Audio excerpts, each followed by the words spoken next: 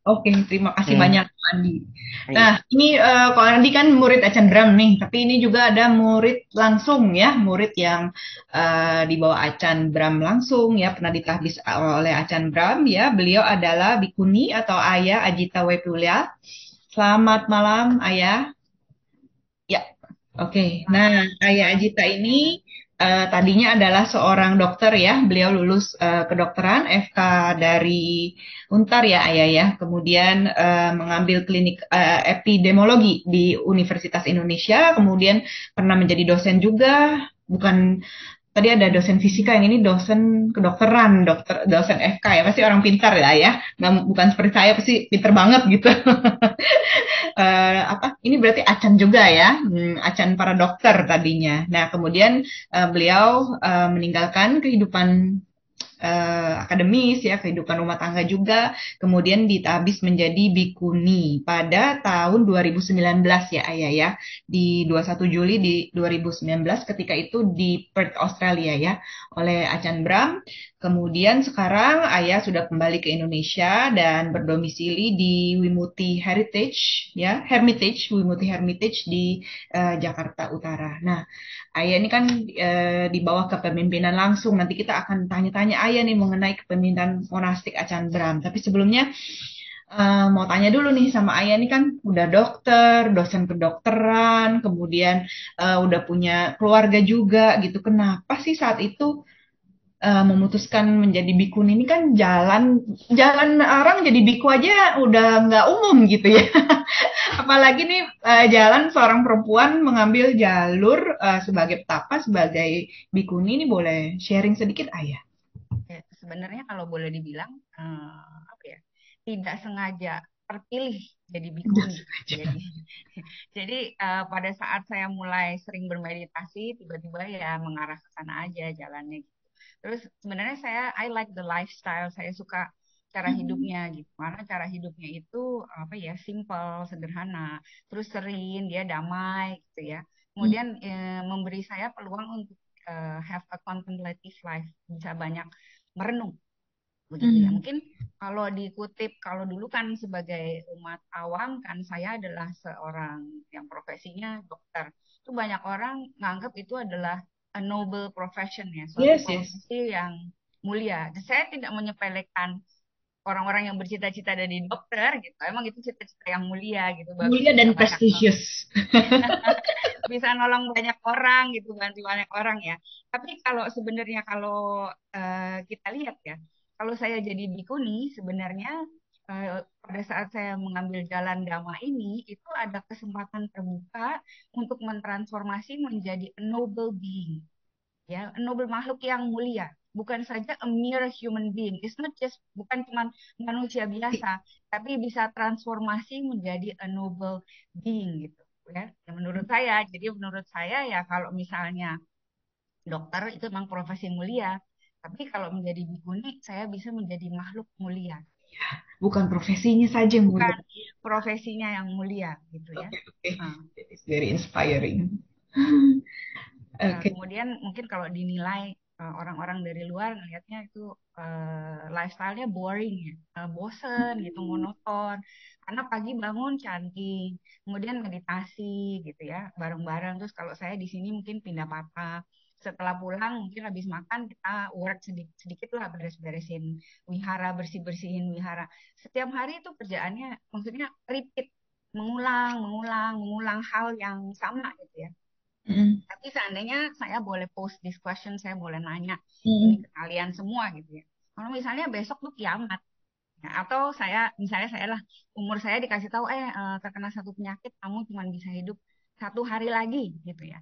Ada nggak hal-hal yang kamu ingin lakukan nih? Oh, cuma punya waktu sehari. Ada nggak hal-hal yang belum pernah kamu lakukan, kamu ingin lakukan? Atau ada nggak hal-hal yang berbeda yang kamu ingin lakukan dari hari-hari biasanya? Nah, saya dengan yakin saya bisa jawab tidak ada ya. I have mm. nothing else that I would rather do because tomorrow kalaupun misalnya kiamat I still do the same thing. I still get up, do chanting, meditate, pindah patah gitu loh. Dan kalau boleh saya bilang, saya mungkin bukan siapa-siapa, I'm just a speck of dust. But paling tidak, this speck of dust mengkontribusikan peace to the world. Wow, oke, saya tidak bisa berkata apa-apa. That is very inspiring ya. Jadi Ayah bisa dibilang sudah menjalani hidup yang kalau yang benar-benar diinginkan kan, kalau kalau kita kan mungkin pengennya masih mau apa gitu hari terakhir gitu, dan kita tidak menjalani hari-hari kita setiap hari seperti yang sebenarnya kita inginkan gitu. Tapi kalau Ayah tuh udah menjalani hari-hari itu walaupun bosen dan dengan rutinitas tuh, dengan ya Sudah ini yang kata Karaniang benar-benar lah kita ya. dilakukan gitu ya. Kenapa Romo? Sudah kata Karaniang. Ya udah melakukan, have done what have to be done, melakukan yang emang emang harus dilakukan, yang memang mau dilakukan dalam hidup gitu. That is very eye opening for me. Mungkin juga bagi rekan-rekan yang lain. Nah, ini kita mau ngomong tentang Acan Bram nih, Ayah. Ayah kan ditabis langsung, kemudian juga sering ketemu lah ya selama sebagai sebagai murid ya, sebagai murid di Kuning, meskipun tidak tinggal di Bodinyana ya, tidak di wihara yang sama kan ya, di wihara Bikuni tapi di Perth juga. Nah, apa sih kesan Ayah terhadap Acan sebagai seorang pemimpin gitu, sebagai seorang guru, sebagai pemimpin juga gitu, dan kan tahu langsung kehidupan monastik biku dan bikuni di sana itu seperti apa gitu. Nah, iya tadi waktu Andi lagi cerita tentang Ajan gitu, jadi saya sampai sekarang masih like, terharu gitu mau menitikkan air mata. Gitu. Saya ngomong sama Nani juga, bener nih yang Andi ngomong itu, exemplary life, exactly.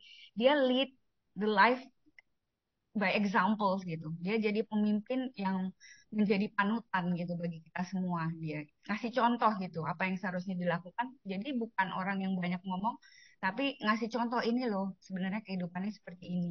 Dan kualitas-kualitas yang banyak dia ceritakan dalam kisah-kisah gitu. Kualitas positif, seorang punya kualitas seperti ini, dia punya semuanya. Beliau punya semuanya gitu ya. Dan saya Mhm. ngelihat nah, selama ini kalau tadi Andi bilang suka melayani, betul. Ajan itu selfless in giving. Jadi kalau memberi itu dia total. Kalaupun tadi bilang nggak capek, saya rasa secara fisik beliau kalau sudah tua capek lah ya gitu. Capek terus yang paling busy di monasteri adalah beliau. Dia Paling harus tinggi luangkan adalah waktu. Aisyah Acan. pernah ngomong itu Iya, dia, Ci. untuk apa namanya para bikunya, belum para bikuni, belum para murid-muridnya yang ada di overseas gitu ya.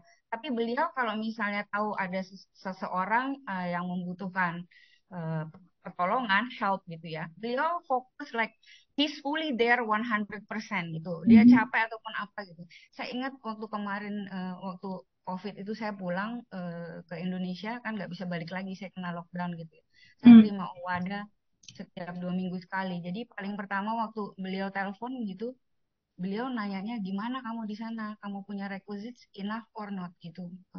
How are you doing? Ada sesuatu yang bisa saya bantu nggak gitu? Ini is like coming from Ajan like senior banget banget senior dan orang yang kalibernya dunia, and then who am I gitu, saya bukan siapa-siapa gitu, tapi beliau selalu pada saat melayani beliau tidak pernah pandang kamu tuh siapa, kamu tuh di mata dia kamu adalah someone who is like as precious as he is gitu, kamu bukan orang yang kamu di bawah atau di mana gitu, dia pokoknya pada saat dia with you gitu, kamu adalah orang yang total dia mau melayani, total yang akan dia berikan perhatian gitu. Jadi saya ngelihat itu he is someone yang benar-benar menurut saya adalah kalau saya mau punya cita-cita mungkin saya pengen juga bisa menjadi seseorang yang kalibernya seperti beliau gitu ya. Karena Aduh. kan dia genuinely cares for murid-muridnya punya practice.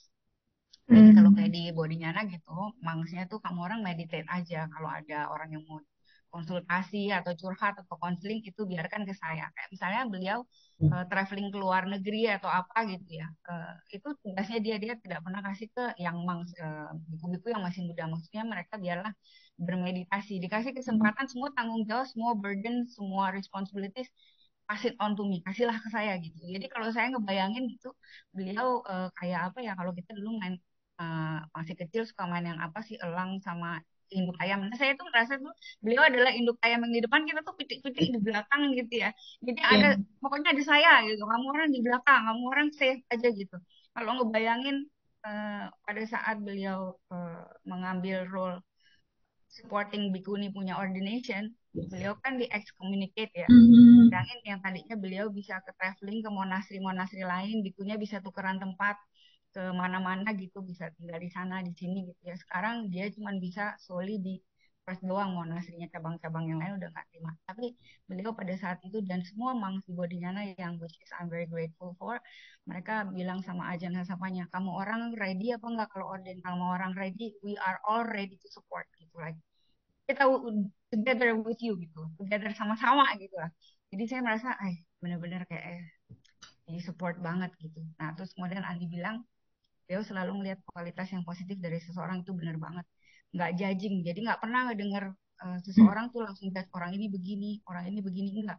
Beliau selalu melihat kualitas positif dari orang ini, selalu give the benefit of the doubt ke orang itu. Jadi orang itu nggak bersalah sebelum memang dibuktikan salah. Dan kalaupun misalnya salah, Ajahn always says like, how many times can you forgive someone? Always one more time. Okay, that is very inspiring, and we have Achan Bram with us tonight. Good evening, Achan.